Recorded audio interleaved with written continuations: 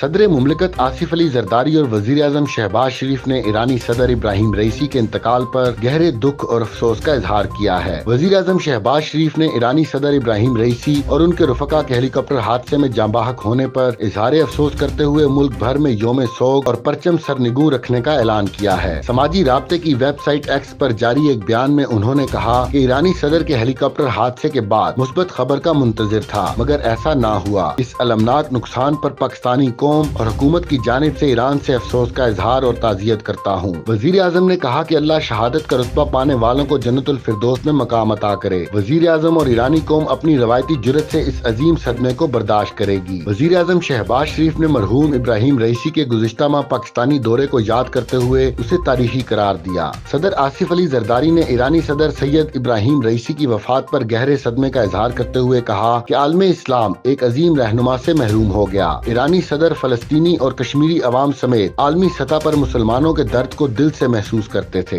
آج پاکستان ایک عظیم دوست کو کھو دینے پر سوگوار ہے۔ صدر مملکت نے ایرانی صدر، وزیر خارجہ اور جاں بحق دیگر افراد کے سوگواران سے تعزیت کا اظہار کیا۔ صدر مملکت نے کہا کہ پچھلے ماہ ہمیں پاکستان میں ان کی میزبانی کا اعزاز حاصل ہوا۔ ہماری گفتگو کے دوران میں نے انہیں دو طرفہ تعلقات کو مضبوط بنانے کے لیے پرعزم پایا۔ آغا رئیسی ہمیشہ پاکستان اور اس کے عوام کو خاص مقام دیتے تھے۔ ان کا انتقال نہ صرف ایران بلکہ پوری امت مسلمہ کے لیے ایک بڑا نقصان ہے۔ ان کا کہنا تھا کہ صدر رئیسی کو علاقائی اور اسلامی ممالک کے ساتھ تعلقات بڑھانے کی کوششوں پر ایران، پاکستان اور عالم اسلام میں یاد رکھا جائے گا۔ اللہ تعالیٰ ان کی روح کو سکون عطا فرمائے۔ ناقابل تلافی نقصان کی اس گھڑی میں ان کے اہل خانہ اور ایران کے عوام کو صبر و استقامت عطا فرمائے۔ محمد علیم الدین، حق نیوز۔